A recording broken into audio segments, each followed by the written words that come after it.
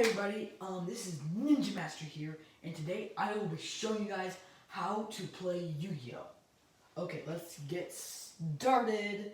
But as you can see, I'm a pro sponsor of Metamats, and you can totally see their channel right now. Metamats. Go check them out.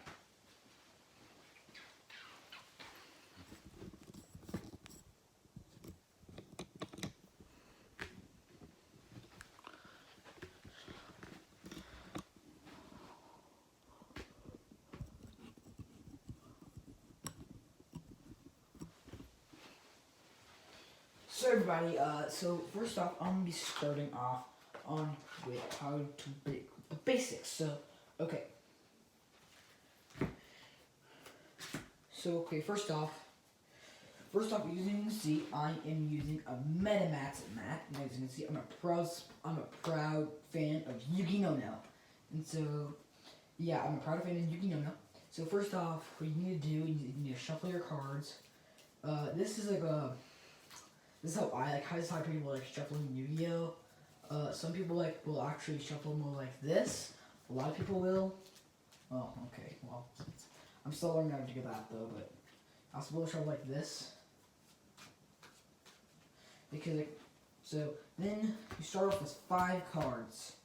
So you draw 5 cards from your deck, and when it's your turn, you draw 6. So right now I'm at my drawing phase. So I draw 6 cards. I have 6 cards in my hand right here. So then, during my main phase, I can able to summon a level 4 monster or lower. So I can summon a level 4, 3, 2, or 1. So okay, these star things or orange things determine a monster's level right here. This is a person level. So if it's level 4, 3, 2, or 1, you can automatically summon it from your hand if you want to during your turn. So I summon it was an Obelisk. Then I can also play a card face down. Or I could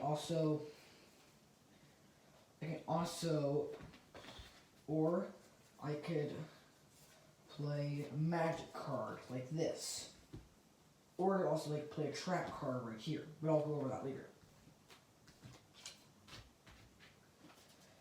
So yeah, that's just the start. So next thing I can do is I can attack. So I can summon a monster. Then will be the battle phase, which I'll get to later. And then after that, I can summon another. I can play another magic or trap card face down. So like this, I can play it right here on my second main phase. And then when that happens, that's the end phase, and I'll be at the end of my turn. Okay, next up. So, next up, I'll be going over the types of cards. So, first of all, there are 6 rounds of magic cards. There are field spell cards, or magic cards, as you want to say it. So, field spell cards will go right here, on top of your extra deck. So, they'll go right here.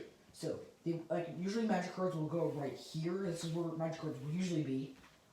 But field spell cards will be right here. We'll have this weird kind of compass thing right next to the spell card, right here on the right. So that's what we need to know. Then there are infinite spell cards, like this card. They'll have an infinity sign next to it. And so infinite spell cards activate.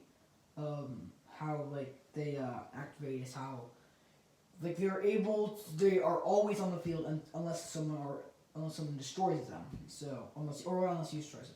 And field spell cards activate, so they activate a lot like this though, so they go right here. Usually be able to have some kind of effect that'll upgrade your deck, or monster cards or spell cards, and you're always in the field, but they can be destroyed if your opponent plays a field spell card of their own. So that means I can send this to the graveyard. Save the spell cards, they'll stay on the field for the rest of the duel unless someone destroys them. Next, there are equip spells. Equip spells are equip magic cards, like this A Master of Cursed. So we'll have this little cross symbol right next to the spell card. So they'll actually go right under your monster. So they don't actually go here. They'll go right under your monster card, and they'll either increase your monster or they'll they have such kind of effect. So that's what equip magic cards do. Next up, there are there are quick effect magic cards. So quick effect magic cards will have this little lightning bolt underneath them. Like here, let me try to find one. Okay, here it is, like this one right here.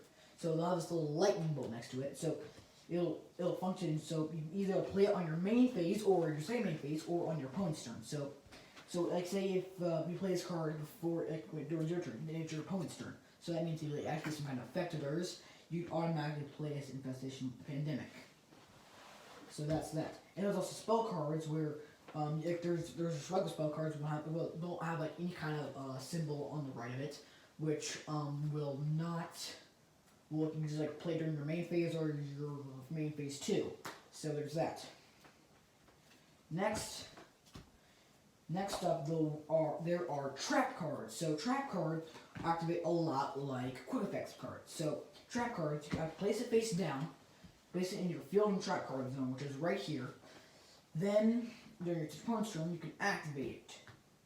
You only activate it when it's absolutely needed or something.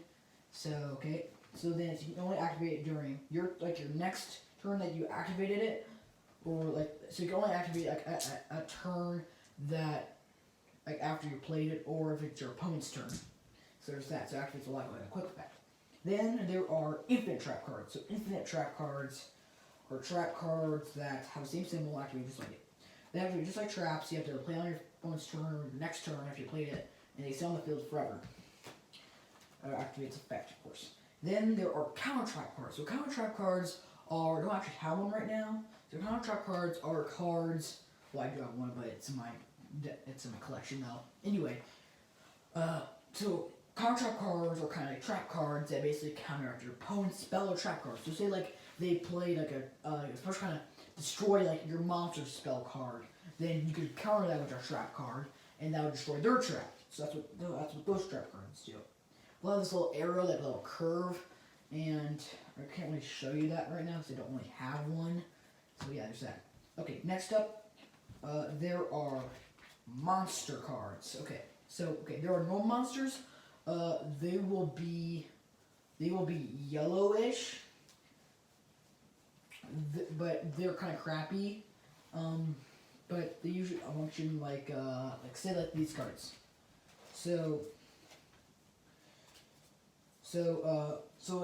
during your main phase, you can summon either a level 4 or lower monster, like a level 4, 3, 2, or 1 from your safe or hand. But this level 3 is going to be free from my hand. But on my next turn, I can sacrifice this guy. My next turn, as long as he stays on the field, to summon out this Boar's the Thunder Monarch right here.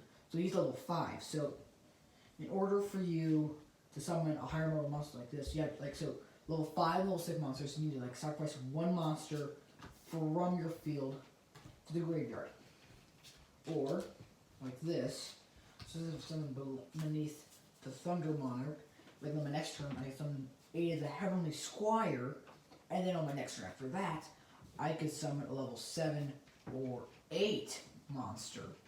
I don't know, let's say Enlist the Underworld Monarch. And as I said, this is a level 3 monster.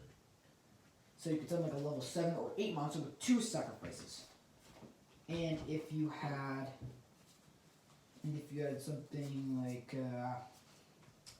you could sacrifice 3 monsters to summon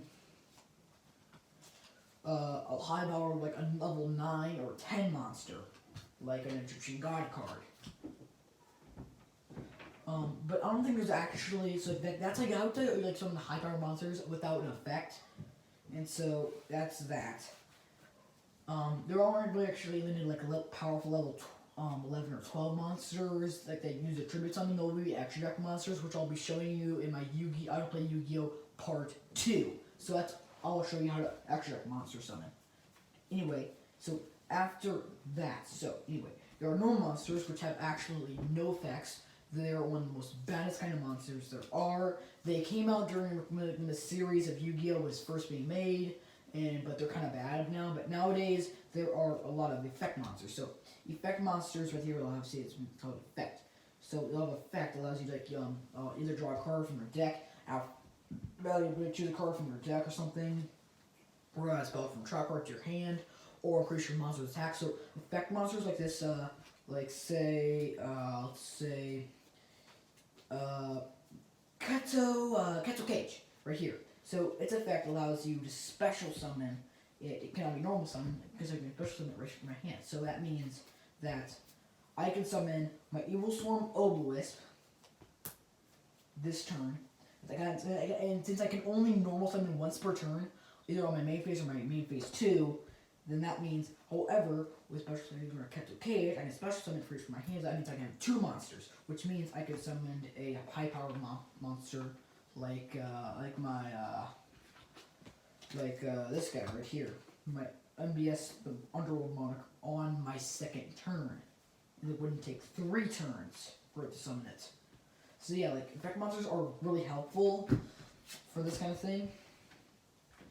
And well, so I suggest you guys use effect monsters. I'm already like publishing these videos. I will be going over a really powerful spell card later.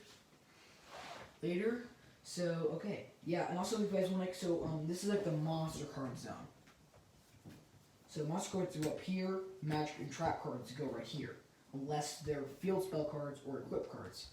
And so equip spell cards are cards that go under your card, as you know, or field spell cards that go on right here. So yeah. So that's how it works. These spell cards. Also, okay. So when your opponent. So okay, there's that, and so there's this part right here. So this part right here is where your deck goes, and right here is where your graveyard is. So I will be teaching you guys how to attack and defense. So say if this is my opponent's field, so they summon Zabor the Thunder Monarch, and right here I have Amborius the Underworld Monarch. As you can see, they're both in attack mode.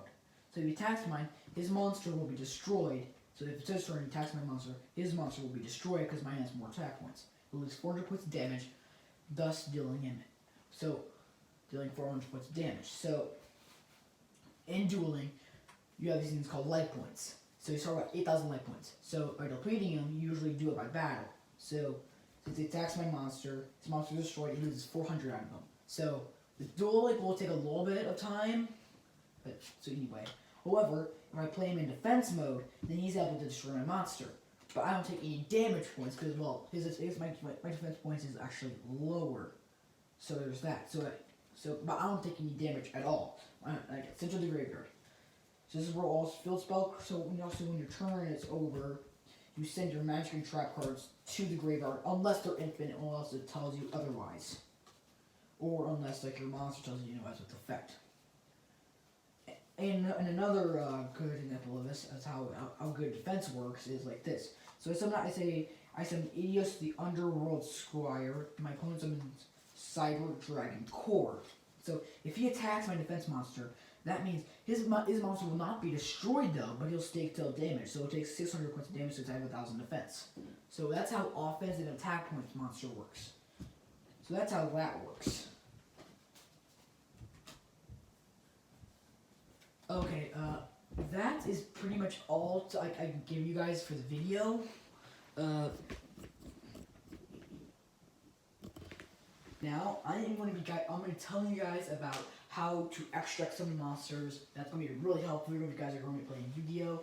I'm going to show you guys a duel with a good friend of mine.